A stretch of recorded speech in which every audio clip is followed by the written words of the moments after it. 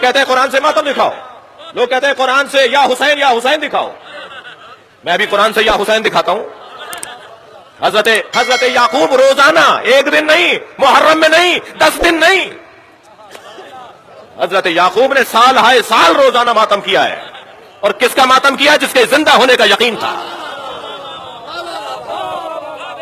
یہ نہیں کہا، یہ نہیں کہا جائے گا کہ زندہ ہو جاوید کا ماتم نہیں کرتے ہیں. یہ حضرت یوسف زندہ ہے نا.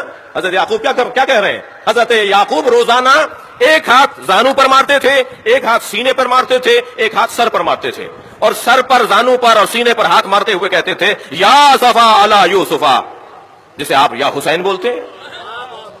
قرآن کی آیت سنا رہا ہوں نا میں آپ کو.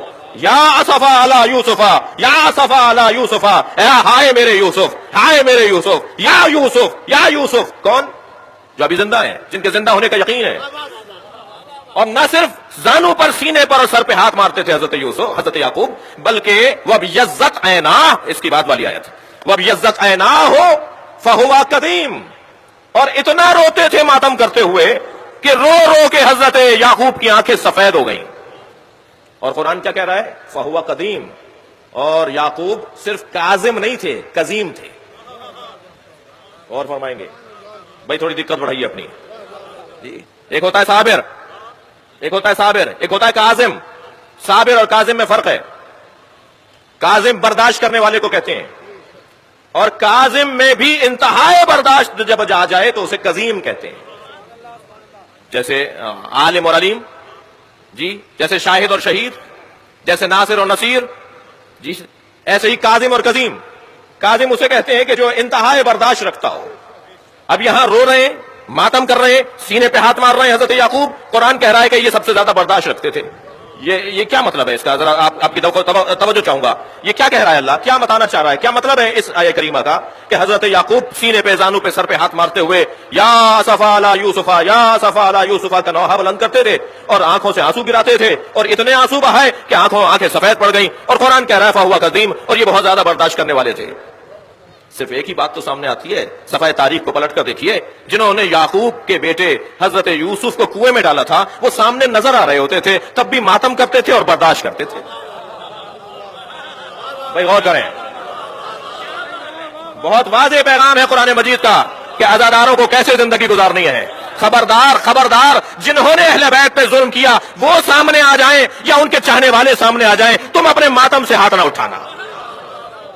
برداشت کرو، ان سے ملاقاتیں کرو، ان سے دوستیاں رکھو، ان سے آنا جانا رکھو، ان کے ساتھ کھاؤ پیو. بھائی اور کتنا پیغام واضح ہوگا؟ قرآن ہمارے لیے رہنما ہے یا نہیں ہے؟ قرآن کہہ رہا ہے کہ یہ ماتم بھی کرتے تھے، روتے بھی تھے، فہو قدیم، اور برداشت بھی کرتے تھے. کس بات کو برداشت کرتے تھے؟ ان بیٹوں کو روزانہ دیکھتے تھے جنہوں نے حضرت یوسف کو کنویں میں ڈالا تھا. ایک شیعہ عالم ہے، میں ذاتی طور پر ان کی بہت قدر کرتا ہوں، شہنشاہ نقوی صاحب حافظہ اللہ تعالیٰ. ٹھیک ہے، یہ حافظہ اللہ آپ کسی کو بھی دعا دے سکتے ہیں.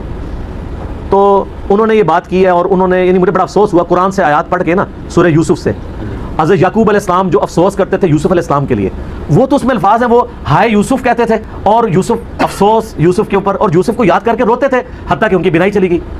اس کے ساتھ انہوں نے ساتھ خود کہانی جوڑ لی کہ ایک ہاتھ یہاں مارتے تھے، ایک یہاں مارتے تھے، تو ہم یہاں مار لیں تو کیا ہے؟ یہ قرآن کی کس آیت میں لکھا ہوا ہے؟ یعنی یہ آپ کہانی بند کریں، سورہ یوسف کھول کے خود 80 نمبر آیت سے آن ورڈ پڑھ لیں، پارہ نمبر 12 کے اندر، اور مجھے بتائیں کہ کہاں لکھا ہے کہ وہ ماتم کرتے تھے. ہوتا یہی ہے کہ آدھا سچ بڑا خطرناک ہوتا ہے، آدھا تو سچ ہے. سر ہم بھی غم کر رہے ہیں، اور میں تو بہت بڑی بات کرتا ہوں، دنیا کا بڑے سے بڑا شیعہ آ کے مجھ سے اگر محبت اہل بیت ایکسچینج کرنا چاہے نا، تو میں جو اہل بیت کے لیے محبت رکھتا ہوں نا، میں کبھی بھی اس کے ساتھ ایکسچینج نہ کروں. میرے پاس اس سے بڑھ کے ہے، مجھے کسی سے سرٹیفکیٹ لینے کی ضرورت نہیں. لیکن قرآن و سنت میں تو آپ تعریف نہ کریں، توحید کا جنازہ تو نہ نکالیں، اپنی طرف سے تو چیزیں بیان نہ کریں، نوح میں استغاثے تو نہ کریں، امداد تو نہ مانگے.